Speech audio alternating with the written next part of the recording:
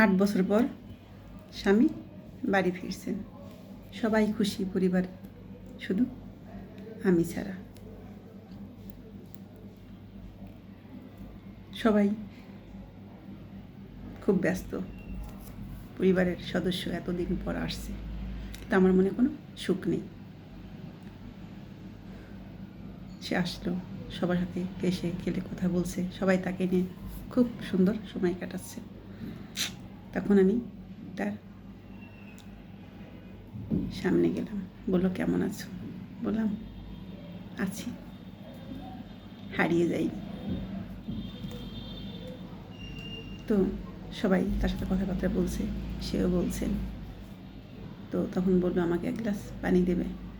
পরে আমি পানি আনতে যাই, সে খেয়াল করেছে আমি খুঁড়িয়ে খুঁড়িয়ে হাসছি। পানি এনে দেওয়ার পর খেয়ে তারপর বললো তোমার পায়ে কী হয়েছে, এভাবে হাঁটছো কেন? বললাম কিছু না, এমনি।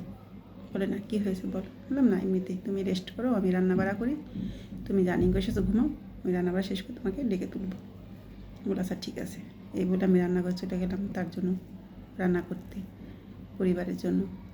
সে ঘুমোতে গেল, আমার রান্নাবান্না শেষ। সে ঘুম থেকে উঠে খাওয়া দাওয়া করে ফ্রেশ হয়ে আমাকে বলছে তুমি রেডি হও, নীল শাড়ি পরবে, নীল চুড়ি পরবে, আমার সাথে সে বাইরে ঘুরতে যাবো তোমাকে নিয়ে। আমি বললাম আমার নীল শাড়ি নেই, নীল চুড়িও নেই। বলে কেন, তোমাকে টাকা দিয়ে তুমি কেনোনি? আর ফোনে কথা বলতে না কেন, অল্প কথা বলে কেটে দিতে কেন? আমি চুপ হয়ে রইলাম। তারপরে যাই হোক, বলে যা আছে সেটাই পরে, নীল শাড়ি না থাকে অন্য শাড়ি পরে। আমি বললাম না, তোমার সাথে ঘুরতে যাওয়ার মতো তোমার তেমন কোনো শাড়ি উঠানো নেই। তারপরে সে বললো তোমাকে টাকা দিই প্রতি মাসে কাপড় চোপড় কিনে কী করো? আমি বলতাম না, আমি সেটা পাইনি। সে অবাক দৃষ্টি তাকিয়ে থাকলো, বললো গহনা কেন নেই? আমি যে 2 লক্ষ টাকা দিলাম, গহনা কিনেছো? আমি বললাম কিসের 2 লক্ষ টাকা, আমি চোখেও দেখিনি, কি বলেন আপনি? তখন সে স্তব্ধ হয়ে গেল, তার মাকে ডাকলো, বললো মা এদিকে আসো। তার মা আসলো, বললো ওকে যে গয়না কেনার জন্য 2 লক্ষ টাকা দিলাম, কী করেছো? মা চুপটি করে দাঁড়িয়ে রয়েছে, কোনো কথা বলছেন না। কি বলবেন, কারণ তার মুখে আর কথা বলার মতো সেই সাহস আর নেই। আর ওর জামা কাপড় এত কম কেন? ওর কোথাও যাওয়ার মতো শাড়ি জামা নেই কেন? আমি এত টাকা দিতাম কী করতে?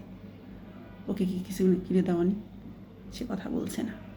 তখন আমি বললাম আমার মুখ থেকে শোনো, তুমি 2 লক্ষ টাকা দিয়েছো, তোমার বোন আইফোন কিনেছে, আমি তোমার সাথে কথা বলবো কী করে? আমার কোনো ফোন কিনে দেয়নি তারা। একটু সময় দিতেও আবার সামনে খাইয়ে থাকতো, আমি তোমার সাথে কীভাবে কথা বলবো? অল্প সময় কথা বলতে দিত, পরে ফোনটা নিয়ে যেত, তাই আমি তোমার সাথে কথা বলতে পারতাম না, এই জন্য আর কথা বলতে চাইতামও না। তুমি ওই পার থেকে না বুঝে আমার পর অভিমান করতে, রাগ করতে, কত কথা বলতে, আমি কিছুই বলতে পারতাম না। তারা সামনে দাঁড়িয়ে থাকতো, আমি তোমার সাথে কী বলবো?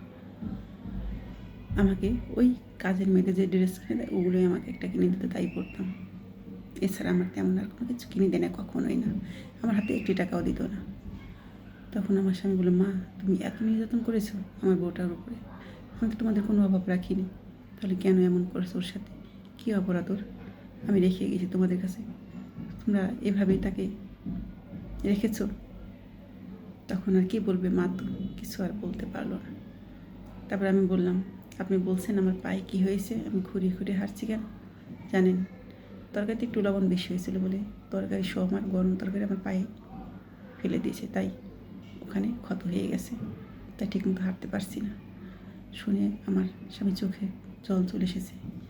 এতটা পাষাণ হতে পারো মা তোমরা? কেমন, তোমার মেয়ে যদি হতো কেমন লাগতো তোমার? মা চুপ, কোনো কথা বলছে না। তারপরে সে বললো তুমি রেডি হও, তোমার যা যা লাগে আমি সব কিনে দেবো, তুমি যা চাইবে তাই দেবো।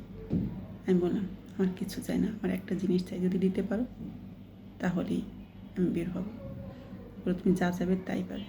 হ্যাঁ আমি যা চাইবো তাই দিবে তো? স্বামী বললো হ্যাঁ দেবো। বললাম তুমি আমাকে ছাড়া বিদেশ যেতে পারবে না, দেশেই কিছু করবে, ডাল ভাতে রাখবে, তাতেই আমি খুশি, তারপর তুমি আমার পাশে থাকো। সে কিছুক্ষণ স্তব্ধ হয়ে তারপরে বললো হ্যাঁ আমি তাই করবো, আমি বিদেশ আর যাবো না, আমি তোমাকে নিয়ে দেশেই থাকবো, তোমার সাথেই থাকবো, যা পারি একটা কিছু করবো। বলো যাও তুমি এখন রেডি হও, তোমার যা যা লাগে আমি সব কিনে এনে দেবো। ঠিক আছে, আমি আর কখনোই বিদেশে যাব না। আসলে স্বামী ছাড়া মেয়েরা অসহায়, আর যদি একটি পরিবার ভালো না হয় তাহলে সেই মেয়েটা আরও অসহায় হয়ে পড়ে। কারণ একটা মেয়ের স্বামী না থাকলে মাথার উপর ছাদ থাকে না। আর শ্বশুরবাড়ির মানুষ যেমন হয় তাহলে সেই মেয়েটার জীবনটা নরকের থেকে ভয়ঙ্কর হয়ে যায়।